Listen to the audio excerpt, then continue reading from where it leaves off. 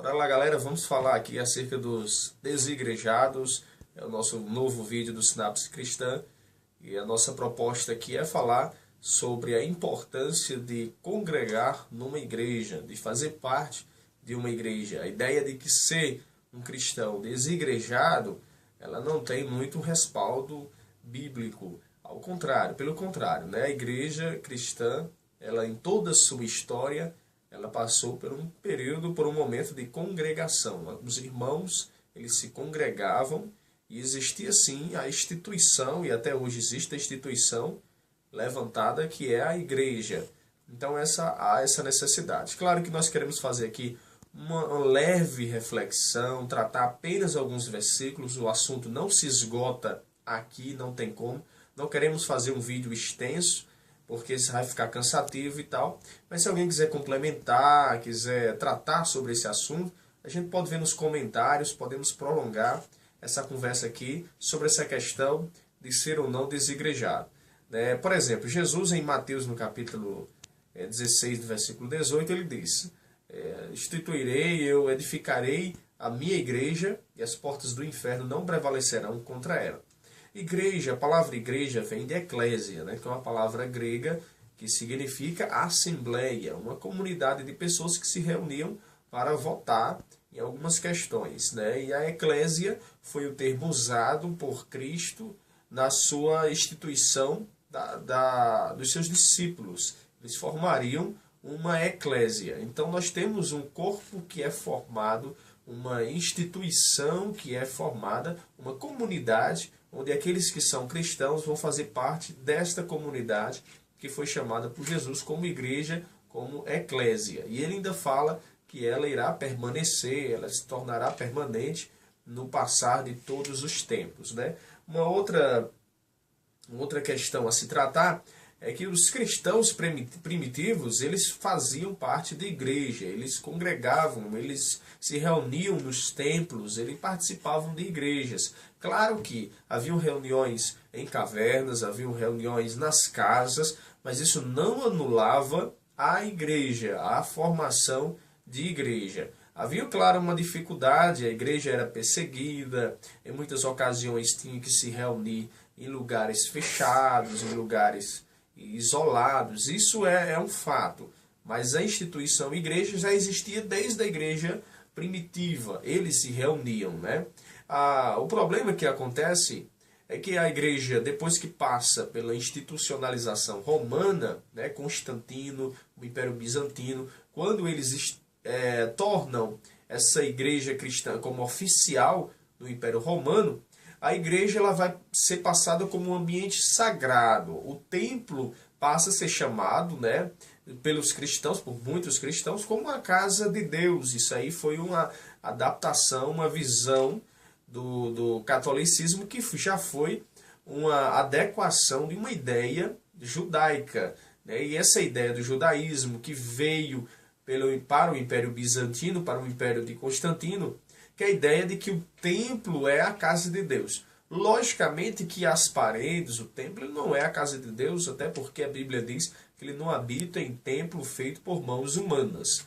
Claro, tanto Jesus como o apóstolo Paulo, eles enfatizam que o templo do Espírito Santo somos nós, e que nós formamos a comunidade chamada igreja, nós, os seres humanos, os cristãos, não o templo em si. Ele não é mágico. O templo ele não tem poderes mágicos. Apenas são uma obra de concreto que foi levantada. Onde a igreja do qual Cristo instituiu, ela se reúne.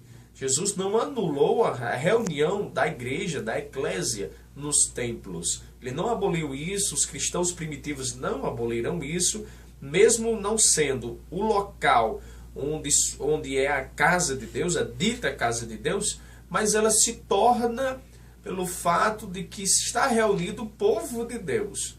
Então a casa de Deus, claro, somos nós que se reunimos nesse templo, e isso, eu enfatizo, não foi abolido nem no cristianismo primitivo, nem na modernidade, porque não há essa necessidade.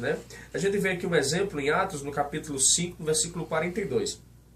Todos os dias no templo e de casa em casa não cessavam de ensinar e de anunciar a Jesus o Cristo. E todos os dias no templo. Isso é a igreja primitiva. Há um texto lá em Tiago, no capítulo 5, do versículo 13 ao 16, que diz assim: está alguém entre vós aflito? Ore. Está alguém contente? Cante louvores.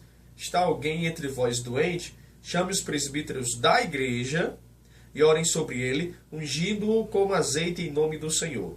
E a oração da fé salvará o doente. E o Senhor o levantará, e se houver cometido pecados, ser-lhe-ão perdoados. Confessai as vossas culpas uns aos outros, e orai uns pelos outros, para que sareis. A oração feita por um justo pode muito em seus efeitos. Veja que há uma comunhão entre os membros da igreja. Há uma necessidade de reunir-se constantemente entre os irmãos da igreja. Veja que foi levantado inclusive pessoas para ajudar nessa obra de comunhão. Está alguém triste, ore. Está alguém alegre, cante louvores. Que assim uns vão ajudando os outros. Ou seja, há uma necessidade de congregar-se, há uma necessidade de viver em comunhão com a igreja, com o corpo de Cristo. E isso foi instituído, está aqui um exemplo claro, em Tiago. Ele chama os presbíteros da igreja, da instituição igreja. Há necessidade dessa comunidade ser instituída. É uma outra questão que a gente vê lá em 1 Coríntios, no capítulo 14, do versículo 26 ao 40, quando o apóstolo Paulo vai dar uma série de instruções acerca da ordem do culto. E onde é essa ordem do culto? Da igreja, no templo. A gente percebe que ele fala sobre algumas recomendações, como as pessoas devem se portar. Ele fala que tem um versículo que diz: porque Deus não é Deus de confusão, senão de paz, como em todas as igrejas dos santos. Todas as igrejas dos santos. Haviam igrejas instituídas.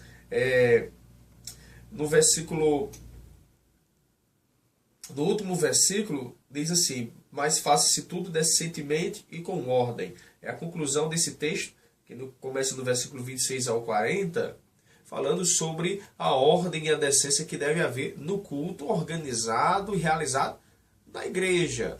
Então, é claríssima a recomendação do apóstolo Paulo nessa questão. Lá em Efésios, no capítulo 5, diz que Cristo é o cabeça da igreja. Nós vemos também em 1 Coríntios, no capítulo 12, do versículo 14 ao 30, uma série de recomendações e explicações acerca dos dons espirituais e também sobre a questão da função de cada irmão, de cada pessoa dentro da igreja.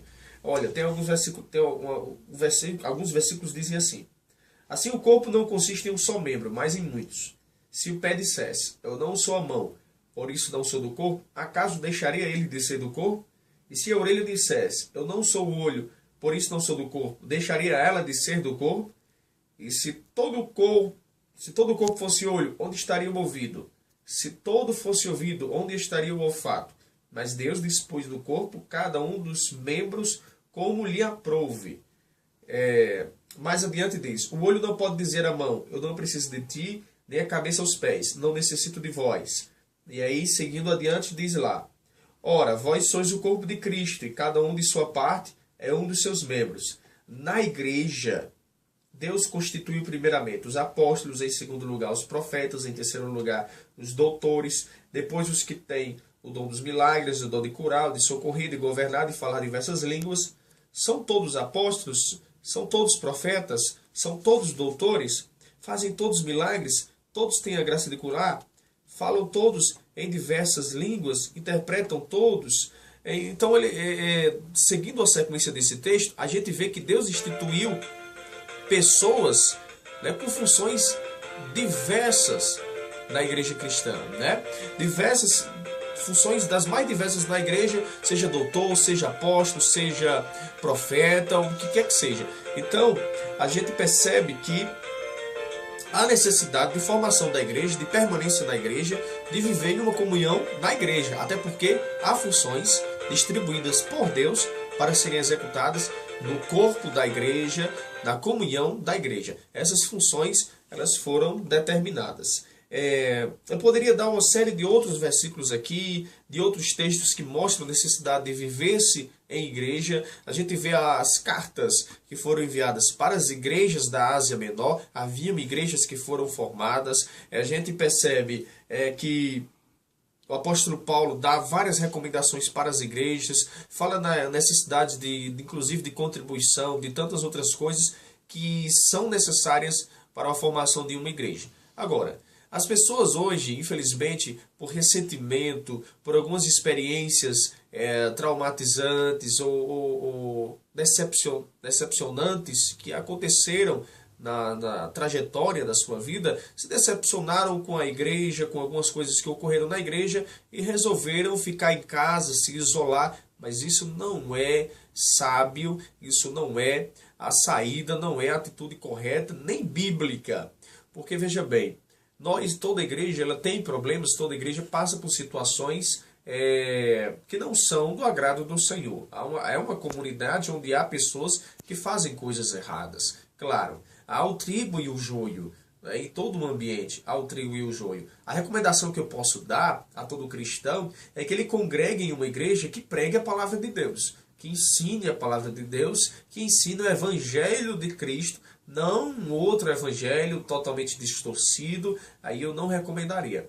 Mas o evangelho que sendo pregado, o evangelho de Cristo sendo pregado, é uma recomendação que eu poderia dar. Agora, ciente de que há problemas, há situações desagradáveis, há pessoas que não vão ter um testemunho cristão de fato em meio a esse ambiente, mas há também uma situação, um local onde você pode ser abençoado e muito pela vida de outras pessoas. Deus pode usar várias pessoas para lhe abençoar e você também pode ser usado por Deus para abençoar muitas vidas. E isso é que é a principal função da comunidade da chamada Igreja Cristã. É abençoar, ser abençoado, anunciar o Evangelho de Cristo, mas viver, claro, em comunidade. Viver isolado, de forma desigrejada, não há recomendação bíblica nenhuma para esse tipo de ação, de comportamento. Eu acho que são coisas que precisam ser curadas, são situações que precisam ser tratadas, e a pessoa deve viver sim em comunidade, em um ambiente cristão, em uma congregação, em uma igreja cristã de fato. E ele deve ser membro, ele deve ser atuante, deve ser uma pessoa ativa nesse meio, né, porque é uma recomendação bíblica, isso está em vários textos.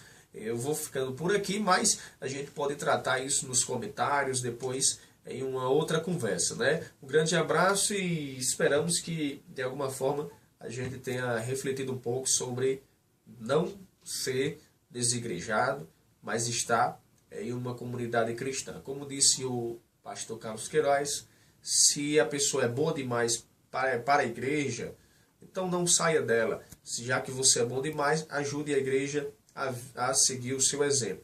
E se a pessoa for ruim demais para estar numa igreja, deixe que a igreja abençoe você e mude a você. De uma forma ou de outra, nunca temos justificativas de se ausentar da igreja. E que Deus abençoe a nossa vida, em nome de Jesus.